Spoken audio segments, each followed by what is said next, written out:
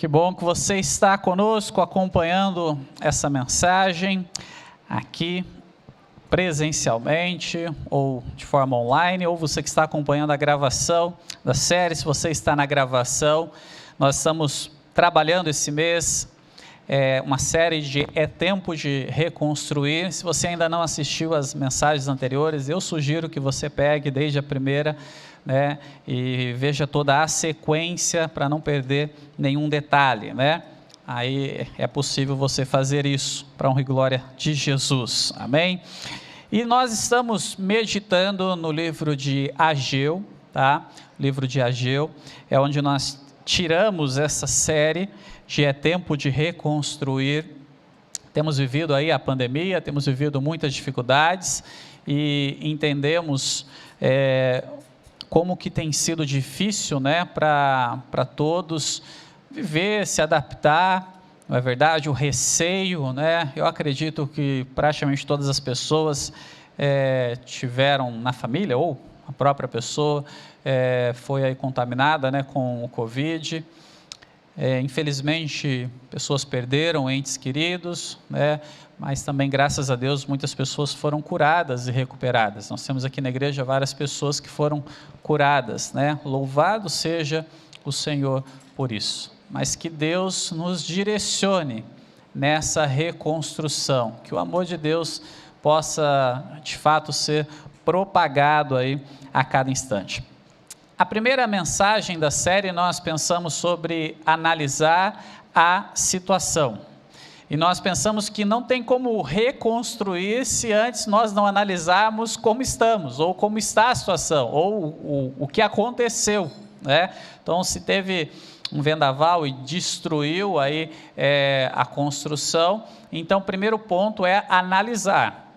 Então, nós analisamos como a situação real em que nós nos encontrávamos, e nós vimos que aqui no livro de Ageu, Deus deixa claro que o povo estava vivendo a sua vida normalmente, mas tinha abandonado o próprio Deus. Eles tinham que reconstruir o templo, e eles não tinham reconstruído o templo, estavam construindo as suas casas, e Deus fala: a casa de vocês toda aí pomposas e a minha destruída, mas o templo simbolizava aí a intimidade, do povo para com Deus.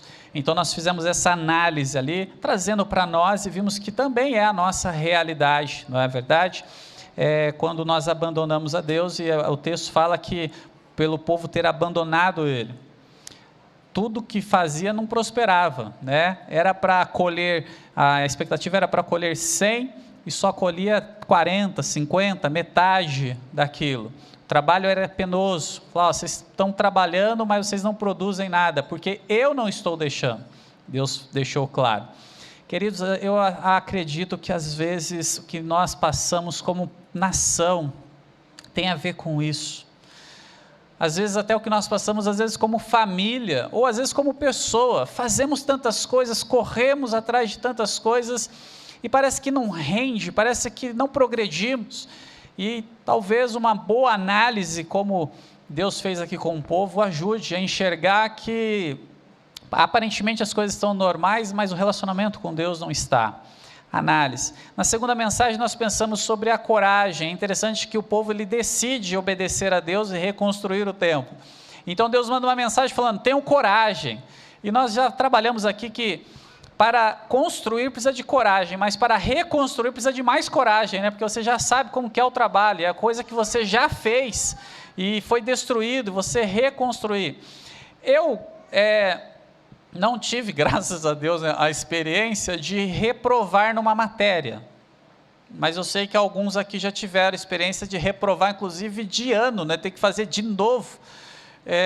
De vez em quando a gente descobre, que não vou expor ninguém, pode ficar tranquilo, mas de vez em quando a gente descobre, tem gente que reprovou a 4ª série, eu falo: o que a pessoa fazia para reprovar a 4ª série? 4ª série é do meu tempo, eu não sei como que é agora, é 5º ano, sei lá, mudou tudo agora o negócio, Mas aí, eu fico imaginando como que é, porque eu, graças a Deus, não passei por isso, mas como que é no ano seguinte, chegar na escola e falar: e aí, você está na 5ª série? Eu falei: não, eu Não estou. Mas como assim? Você já foi para a sexta? Pulou um ano? Não, é que eu vou fazer de novo a quarta, né?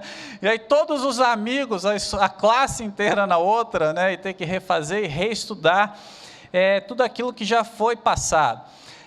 Eu acredito que seja mais pesado, né? Porque você, poxa, poderia estar lá para frente, né? Poderia estar adiante, vou ter que passar por isso, aí vai ter que fazer de novo aquela prova abençoada, de novo esse mesmo professor com aquela mesma matéria. Reconstrução sempre é mais difícil, gente, isso nós sabemos. Essa foi a segunda mensagem, Deus dá a palavra de coragem. A terceira mensagem, Ele fala para nós reconsiderarmos a vida antes, né? Ou enquanto estava desobedecendo a Deus, e como pode estar agora obedecendo a Deus. E é uma mensagem um tanto quanto pesada, porque ela trabalha com santificação, a santidade de Deus. E quando nós estamos perto da santidade de Deus, da luz, as nossas imperfeições aparecem. Mas Deus, Ele não aceita as nossas imperfeições. E nós temos que abandonar. Uma das coisas que eu acho mais malucas e lindas de Deus, da história, da graça de Deus, é como Deus tem facilidade em perdoar e escrever novas histórias. Nós temos dificuldades, eu falo isso por mim, quando nós erramos, nós colocamos muito peso, mas nós nos arrependemos, pedimos perdão a Deus, e a Bíblia diz que a partir desse momento nós estamos perdoados, o que era contra nós foi riscado, fica de lado. Mas nós levamos às vezes mais tempo, na verdade, para nos levantarmos, a gente fica ali remoendo com aquilo, por que eu fiz isso, por que eu errei e tudo mais. Mas Deus não. Agora, Ele perdoa e Ele quer que nós tenhamos uma vida de santidade também, que agrade Ele. Então, se você não lembra, assista lá essa mensagem, né? É legal agora esse negócio da tecnologia, né? Agora, vai lá, vê lá, você perdeu, você pode voltar, dá pausa, pode estar até tomando até um cafezinho. Aí tem uns meninos aí que ficam paralisando, mandando foto de mim, das caretas, da careca, de tudo, né? Vou falar aí, vira meme, é muito legal isso, eu acho fantástico isso, nós vivemos um momento fantástico. Mas hoje nós vamos pegar o finalzinho, são os últimos versos do capítulo 2, né? Ageu 2, ali a partir do verso 20, os últimos versos. E o que será que Deus fala, então, no final do livro, né? O que Ele deixou para o final, sendo que Ele já pegou tão pesado e já trabalhou tanto, por exemplo, vida de santificação, como a gente já viu anteriormente. O que será que ficou? Só aquelas considerações finais, alguns agradecimentos e tal? Será que tem a ver com isso? Será que é apenas um detalhezinho que Deus falou, só mais um ponto para vocês? Vamos ler o texto e vamos ver então o que Deus deixou para o final, né? E o título, eu pensei em vários títulos para essa mensagem, e eu fui muito criativo. Anota aí, Davi, fui muito criativo, você vai ter que pôr no vídeo, muito criativo. O título dessa mensagem é Conclusão. Eu pensei até em escrever um livro com esse título, Conclusão. Aí você fala, conclusão do quê? É isso que a gente vai ver agora, vamos lá. Pegou aí, Davi? Beleza. Depois ele me manda um zap, o que é mesmo, pastor? Tá, mas beleza, a Lívia lembra. Diz assim a palavra do Senhor, Ageu 2, verso 20. A palavra do Senhor veio a Ageu pela segunda vez, no 24º dia do 9º mês. Diga a Zorobabel, governador de Judá, que eu farei tremer o céu e a terra. Derrubarei tronos e destruirei o poder dos reinos estrangeiros. Virarei os carros e os seus condutores. Os cavalos e os seus cavaleiros cairão, cada um pela espada do seu companheiro. Naquele dia, declara o Senhor dos exércitos, eu o tomarei, meu servo Zorobabel, filho de Sealtiel, declara o Senhor, e farei de você um anel de selar, porque eu tenho escolhido, declara o Senhor dos exércitos. Que o Espírito Santo nos ilumine, para entendermos a palavra dele neste momento. Meus queridos, a verdade é que agora chega o clímax, agora chega o ponto máximo da mensagem que Deus estava mandando. Às vezes, você vai lendo um livro, vai gostando no meio e tal, quando vai chegando no final, você já lê para acabar e você não presta muita atenção ali no finalzinho, em alguns detalhes. Mas se você fizer isso com o livro de Ageu, você perde um ponto precioso, e é sobre esse ponto que eu quero trabalhar aqui. Qual é a conclusão? Nós estamos pensando em tempo de reconstruir, já analisamos, já recebemos, entendemos, temos que ter coragem para a reconstrução, temos que reconsiderar, ter uma vida de santificação, mas e para concluir? Entenda, tanto o início, quanto a conclusão da reconstrução, chama-se Jesus Cristo. Esse ponto é onde Deus está falando e deixando claro que Ele mostraria o seu poder. Ele fala, eu vou destruir os reinos. E a mensagem, ela é direcionada a Zorobabel, porque ele era o líder, obviamente, mas entenda, porque Zorobabel faz parte da linhagem de Davi, cuja descendência vai chegar o nascimento de Jesus ali na frente. Então, se você ler lá em Mateus, logo no comecinho, né, nos evangelhos, onde tem a genealogia de Jesus, você vai encontrar o nome de Zorobabel lá, entende? Porque ele fez parte. Então, quando fala, você é um escolhido, ele está se lembrando, né, e falando, olha, virá, é linhagem, é promessa minha. Só, por que eu falo que é o clímax aqui? É o ponto máximo aqui da história, porque aqui ele estava anunciando que aquilo que ele prometeu, desde lá do jardim do Éden, quando o homem cai, que ele enviaria aquele que esmagaria a serpente, ele está falando que Jesus está prestes a chegar, ele está falando que o reino de Jesus seria estabelecido aqui na terra, ele está falando assim, olha, logo, eu vou destruir tudo que é de pensamento humano, e eu vou incluir, deixar claro quem é o rei, quem é o dono. E se eu estivesse falando com alguns jovens, eu falaria, quem é o dono da bagaça? Deus, ele chega e fala, sou eu vou destruir tudo. Quando ele fala de cavalo, cavaleiro, ele está falando de exército, ele está falando de reis, ele está falando de poder, de domínio, ele está falando, tudo o que vocês entendem que é mais poderoso, eu vou destruir tudo.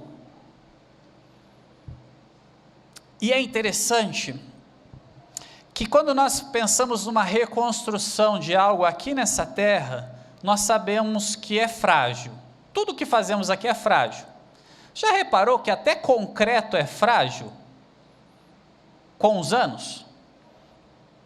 Que tem que fazer uns reforços e tal. Você vê esses viadutos, o negócio é monstruoso, e de repente eles têm que fazer algumas reformas, porque está enfraquecendo, tem que fazer algumas reformas. Até isso que nós pensamos que é forte, que é algo durável, mas tem um limite. Chega um momento que é destruído. Então tudo que você faz aqui, você constrói a sua casa, termina ela, está arrumadinha, está pintadinha, aliás, vamos falar de construção não, né? Vamos falar de algo mais prático, você limpa a casa inteirinho, faz aquela faxina mesmo, olha, e quando isso você terminou, vamos lá, vamos ser bem generoso, foi rapidão, terminou meio-dia. Se for o meu caso, começou meia-noite, né, para terminar meio-dia. Mas assim, terminou meio-dia a faxina da casa. Está limpinha. Quando chega 4 horas, 5 horas da tarde, ou vamos 8 horas da noite, como é que está a casa? Limpinha. Arrumadinha. Quem que já pintou casa, já teve a experiência de pintar e de repente, 2 dias depois, vê lá e tem uma marquinha. Quem tem criança em casa, sabe aquela mãozinha? Você vê os dedinhos, aí você fala, quem foi? E a criança fala, não fui eu. Mas tem a marquinha lá, né? Tudo que nós fazemos aqui nessa terra é passageiro, tem um fim, é fraco, é frágil. Então aqui Deus está mostrando que eles estariam reconstruindo o templo, mas ele disse já que a glória do segundo templo seria maior do que a do primeiro, embora não tinha a mesma pomposidade, né, materialmente falando, não tinha tanto ouro como tinha lá no primeiro templo, lá de Salomão. Quando fala templo de Salomão, o templo que o rei Salomão construiu biblicamente falando, não de hoje, lá o templo de Salomão, aí esse segundo templo não tinha muito ouro, mas ele fala que a glória seria maior. Por quê? Exatamente por isso, eu já falei isso lá naquela mensagem, porque naquele templo que eles estavam reconstruindo, seria o templo que o próprio Jesus, quando estivesse aqui na terra, estaria entrando. Isso é lindo para eles. Eles não tinham noção disso, obviamente, né? Aqui, nós conhecemos a história toda já, mas olha que lindo, a reconstrução de algo material, mas Deus falou que receberia uma glória superior ao primeiro, porque o próprio Deus estaria pisando ali, mas não mais a sua glória como ele estava anteriormente apenas, mas também em formato de homem, quando ele mesmo encarnou e veio a essa terra em forma de homem, como eu e como você, e ele então pisou naquele templo. Eu gosto de pensar nessa ideia de Jesus pisar em algo. Quando você consegue, pela misericórdia de Deus, comprar um carro, qual é o seu primeiro pensamento? Quando você consegue comprar a sua casa, ou alugar uma nova casa, né? Mudou de casa, qual é o seu primeiro pensamento? Sabe qual deveria ser o nosso primeiro pensamento? Jesus, que o Senhor pise nessa casa. Porque a sua presença nessa casa é o mais importante do que qualquer outra coisa. Jesus, que o Senhor esteja no banco do motorista desse carro. Porque a sua presença nesse carro é mais importante do que tudo. Quando nós pisamos aqui nesse terreno pela primeira vez, a situação foi, Deus, que o Senhor esteja aqui, porque a sua presença aqui é mais importante do que tudo. Cada sala que nós vamos fazendo, construindo, a oração é, Deus, Jesus, que o Senhor esteja, que o Senhor pise. Quando você chega num novo emprego, a sua oração deve ser, Jesus, que o Senhor pise nessa empresa, que a partir de agora, eu não sei se antes alguém já fez isso, mas a partir de agora, a presença do Senhor seja marcante aqui, porque eu estou aqui e eu te sirvo. Você pode estar em qualquer lugar, você pode estar em qualquer situação, circunstância, mas aonde você pisar, você precisa entender que você é corpo de Jesus. E se você é corpo de Jesus, ao pisar no lugar, Jesus está pisando ali, entende? O símbolo disso. Eu não sei qual é a sua profissão, mas tem algumas pessoas que têm um privilégio e não têm noção. Você dentro da sua profissão tem o privilégio às vezes de estar na casa de outras pessoas. Você vai lá profissionalmente prestar um serviço, mas você já parou para pensar que você é corpo de Jesus e você está pisando lá, representando Jesus pisando naquela casa? Independente do trabalho que você vai fazer.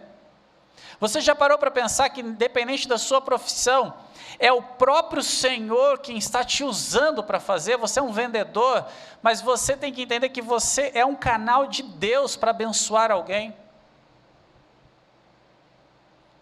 Você pode ser empresário, pode ser um canal de Deus. Você pode ser cozinheiro. Já parou para pensar que ao cozinhar, você é a representação de Deus naquele alimento que vai nutrir pessoas? Você já parou para pensar que de repente a sua profissão, Deus te deu porque Ele queria estar ali naquele lugar, então Ele escolheu a sua igreja. A forma com que Deus escolheu para pisar em todos os cantos dessa terra é através da sua igreja. Neste momento da profecia, falava da vinda de Jesus. Meus queridos, Ele já veio, Jesus já instituiu o seu reino, nós vivemos o reino de Jesus, mesmo em meio a reinos terrenos. Por isso sim, nós obedecemos os nossos governos, entendemos qual o sistema aqui do nosso país, votamos, colocamos pessoas, fazemos tudo isso. Mas nós não podemos nos esquecer que nós trocamos presidente, nós trocamos prefeitos, governadores, vereadores, glória a Deus, nós trocamos muitas vezes eles, mas se tem alguém que a gente não troca é o nosso rei, porque ele é rei das nações. Às vezes, em meio a uma turbulência, a uma destruição, pode vagar na sua memória ou na sua mente um desejo de duvidar que Deus está no controle das coisas. E saiba que é essa dúvida que Satanás quer colocar em você. Porque é através da dúvida que você abre uma brecha para abandonar a Deus. Então, quando ele chega, ele deixa claro, ele fala, olha, a conclusão dessa reconstrução sou eu quem faço. Sou eu. Porque eu vou deixar claro que a obra é minha. Querido, tudo que acontece na sua vida, você se esforça e tem que se esforçar. Você faz e tem que fazer. Mas entenda, só é concluído porque Deus põe a mão. Amém? Só acontece porque Deus permite. Aí você olha e fala, puxa, mas e a pandemia, o vírus? Deus permitiu? Sim. Ele deixou de ser Deus por causa disso? Não, pelo contrário, continua sendo Deus, sempre. E é triste falar, pode chegar as vacinas aí, e descobrir até as mutações, e blé, blé, blé, e tirar, e é o que a gente espera. Eu gostaria que todas as doenças tivessem tratamentos, eu gostaria. Eu vejo tanto sofrimento das pessoas, do ser humano, de coração, gostaria mesmo. Alguns vão conseguindo, outros não. Mas a verdade é que hoje nós enfrentamos o Covid, mas amanhã vai vir outra coisa. E depois vai vir outra. E depois vai vir outra. Nós socorremos pessoas da enchente esse ano, mas no ano que vem enchente de novo.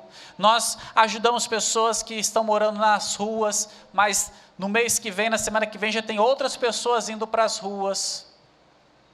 Nós cuidamos de animaizinhos maltratados na rua numa semana, na outra semana você já vê outros animaizinhos sendo maltratados. Nós plantamos árvores e de repente na outra semana você já vê pessoas colocando fogo e destruindo. Nós fazemos tudo isso e as coisas precisam ser repetidas e às vezes a gente fala, por quê? Por quê? Por quê? Gente, a resposta a gente já sabe.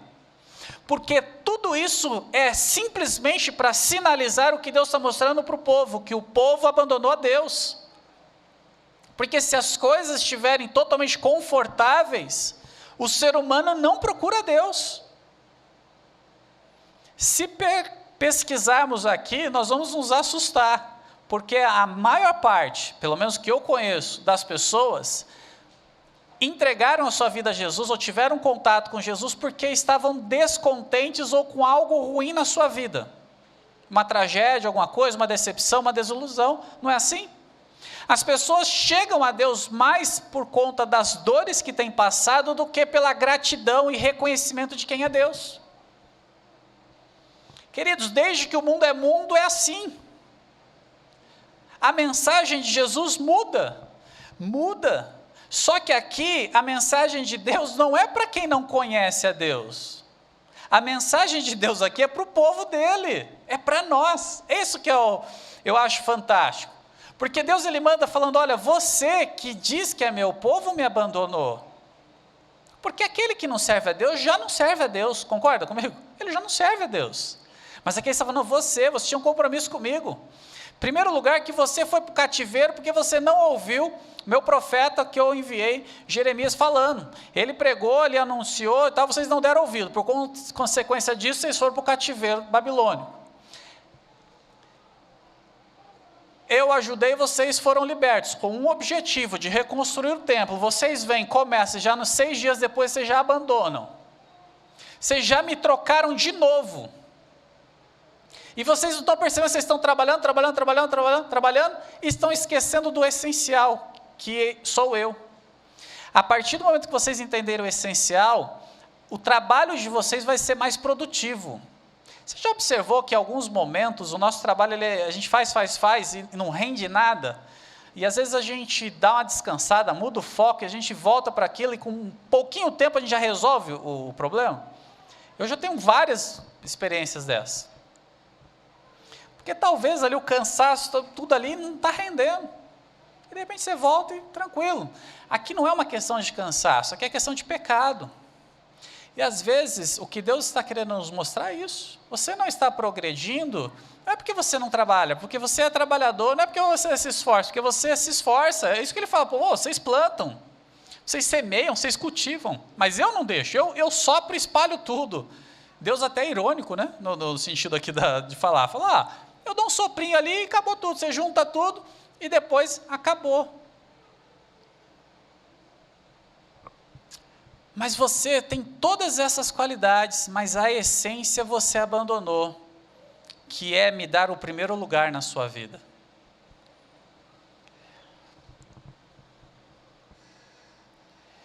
E aqui entra um ponto. Qual é o primeiro lugar da sua vida?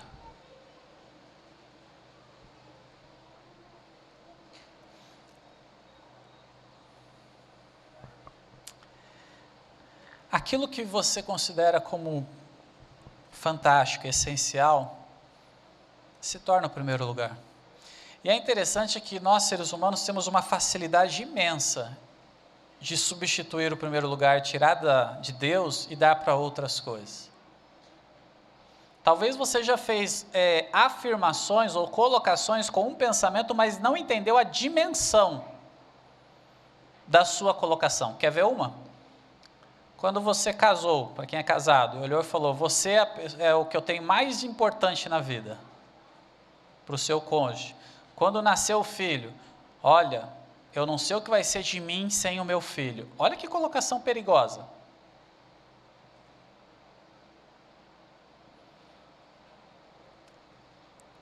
Curso finalizado, entende? Bens adquiridos. Nós fazemos colocações que não entendemos a dimensão delas. Nós substituímos o primeiro lugar constantemente, se não nos atentarmos. E é isso que Deus está chamando a atenção. Por isso que eu penso que a consciência de que a conclusão é de Deus, é entender porque Ele prometeu que Ele estaria na jornada, só aí já é o suficiente. Aquelas palavras de Jesus, quando Ele chega para os discípulos, antes dele ir aos céus, depois da sua ressurreição, e Ele fala, todo o poder no céu e na terra me foi dado.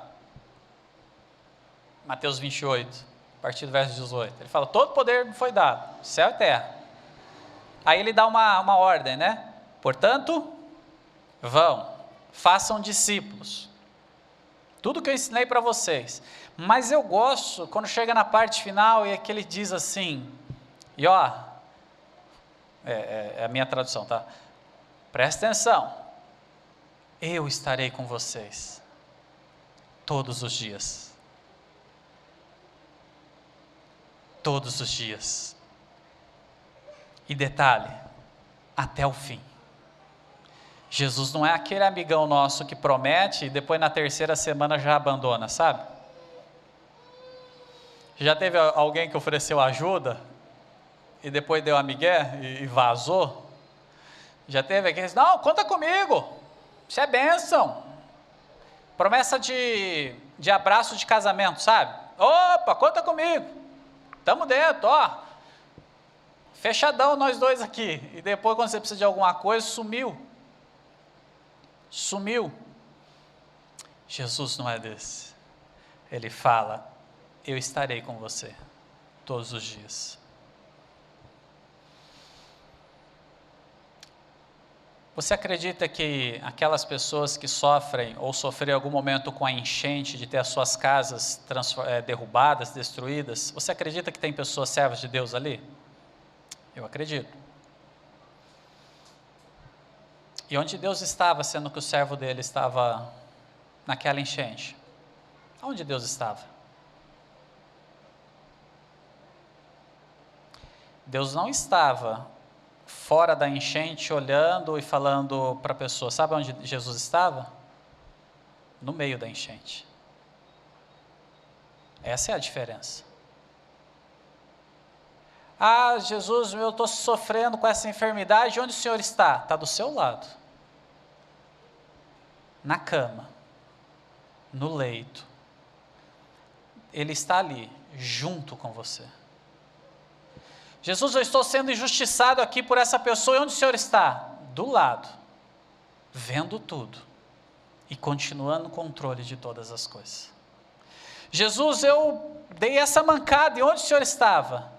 Do lado, olhando e triste, porque você falhou.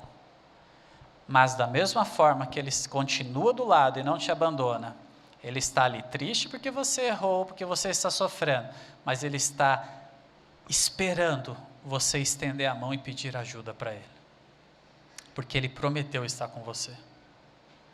Queridos, nós vivemos tempos onde nós parece que só falamos que cremos em Deus.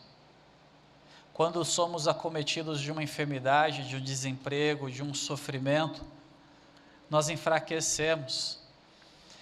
E eu vou fechar dizendo que é bom que a gente enfraqueça, mas entenda, por favor, a colocação, porque simplesmente para entendermos que somos humanos.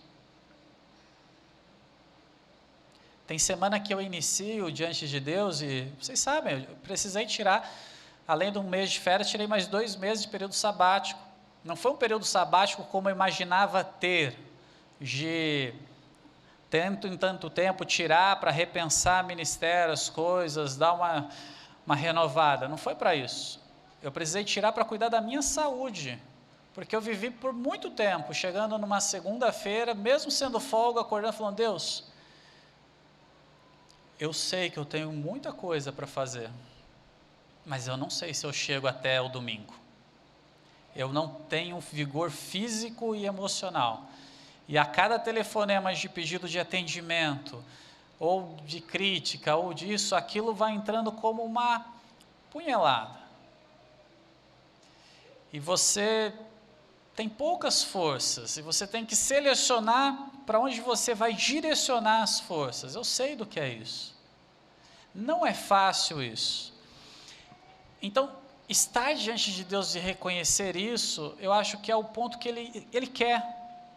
Porque Ele não quer que nós sejamos super-heróis, que nós sejamos intocáveis.